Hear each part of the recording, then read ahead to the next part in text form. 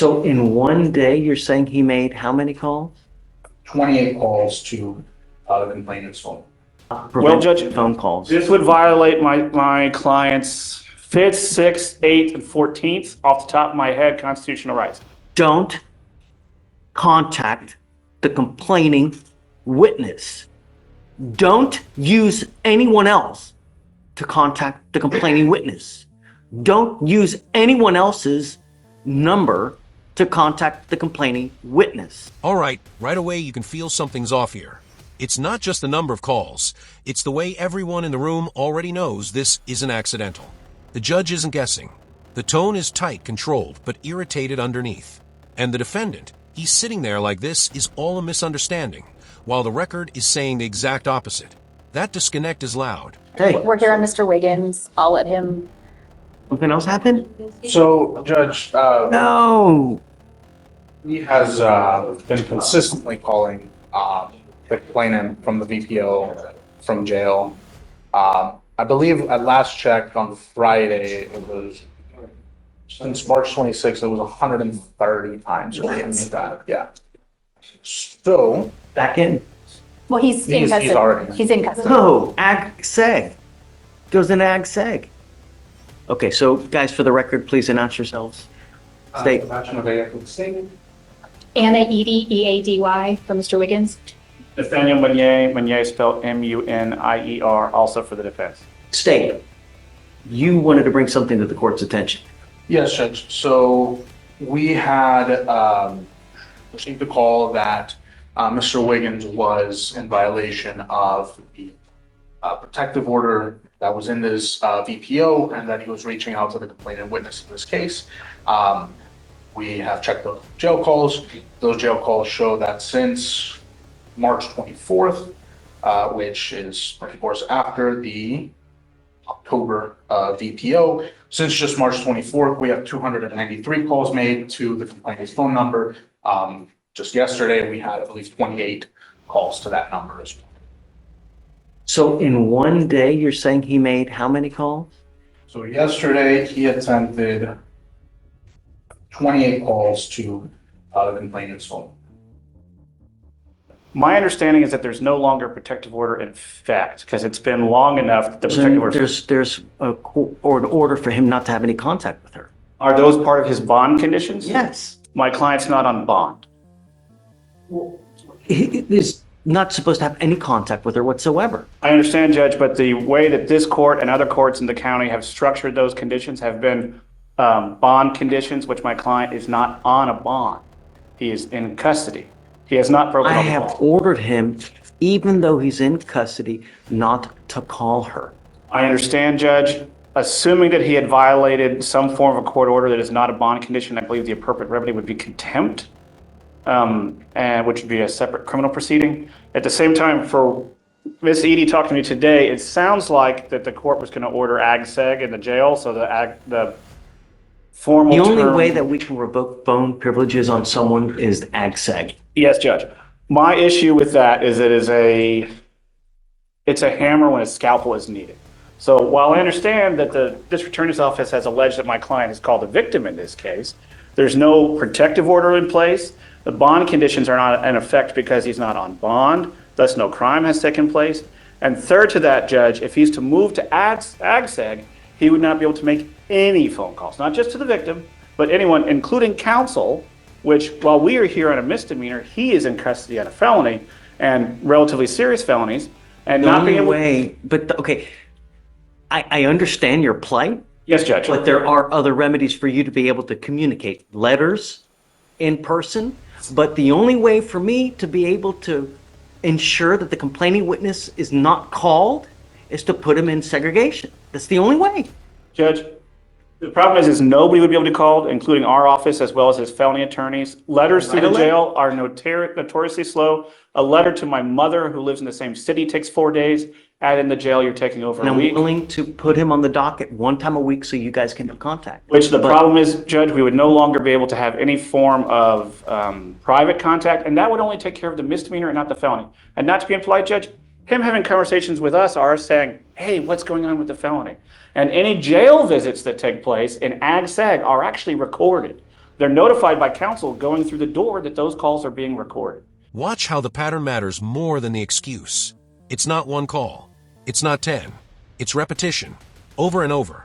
That's what shifts this from a mistake to something the court can't ignore. And you can feel the patience thinning. Nobody's reacting to his words anymore. They're reacting to his behavior.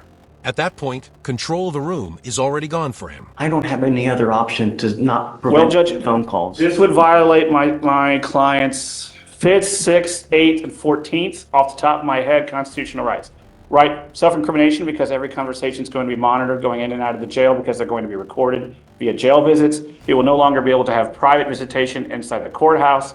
You can pull them out. You can have private visitation in the rooms It's there. not about me, Judge. It's about felony court. It's a serious issue, but that's the. Why are fifth you thing. worried about felony court? Because that's why he's in, Judge. Then Well, that's it's also in because of ours. Our bonds are at $60,000. I understand, Judge, but the reason that this is taking as long as it is, and it's been taken as serious as it is because he's in custody on a felony. And this court making him to where he cannot participate fully with counsel is. There are other means for you guys to participate, but I've ordered you not to have contact with her. You've called her now over 300 times. I don't understand why you guys aren't filing additional charges anyways. Sorry, But Judge, I missed the last statement. I'm The sorry. only way that I can prevent him from making 300 phone calls is to put him in another wing. I was going to talk with the DA, and obviously, if my client's making these calls, and that's an if, he's dialing a single number, the jail's numbers can be easily blocked. I've done it on my cell phone numerous times when I've changed cell phones. Over the weekend, last weekend, I had 15 jail calls from one client. And as annoying as that is, it's very easy to block it. And I assume the victim could do the same. I have not heard anything from the state. Tell the victim what to do, Nathan. I'm not gonna say, can you please block your number so we can't call you? The least restrictive means, Judge, strict scrutiny dealing with constitutional rights. No other way to prevent him from making phone calls. I have acquiesced to you guys before, and I have admonished him before. Please don't. We put you in seg last time. You were there a month. You came here begging and pleading, I'm not going to do it, I'm not going to do it. And now we have 300 phone calls. So I don't know what else to do. But now we're back in accent. I'm going to sprinkle the word allegedly to the phone calls because it's the kind of thing where records would exist that have not been provided to the defense by the state. Do you have the records? Well, I mean, I have them, I just have to get I have to do the form, so get them up with the forms, yeah. Okay, so let's set up for a formal hearing because I don't want. You're right. I don't want to give you state the benefit of the doubt without him actually or Anna actually seeing it and seeing that the phone calls were actually made. So let's set up for a formal hearing. How soon can you get him the evidence?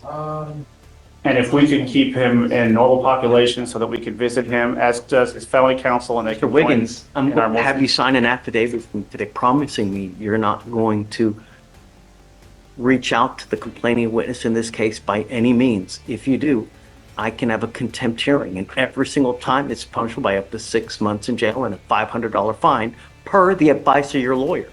Because he thinks this is the correct avenue instead of ag-seg. Do you understand? No. Don't contact the complaining witness. Don't use anyone else to contact the complaining witness. Don't use anyone else's number to contact the complaining witness. I'm going to rephrase what he just said. That means calls going through third parties. So if you call mom and have mom call her, that's against the rules. If you call mom and have mom forward the call, that's against the rules. Et cetera, et cetera. Yeah. Okay. This is the affidavit that you're going to sign promising me you're not going to contact her or the complaining witness in any of my misdemeanor cases. Do you understand? We'll have a hearing on Monday to see whether he's actually making the phone calls that we ordered him not to. This is you swearing that you will not make these calls. And let it be clear that it truly have no least restrictive means deny his ability to make phone calls to the complaining witness. There really is no less restrictive means. Judge, my understanding is that the jail can prevent Mr. Wiggins' SPIN number from calling him. In the last time, he used someone else's PIN number to make the phone calls. And what's last? So, Yeah. well, we'll see this time. I don't know.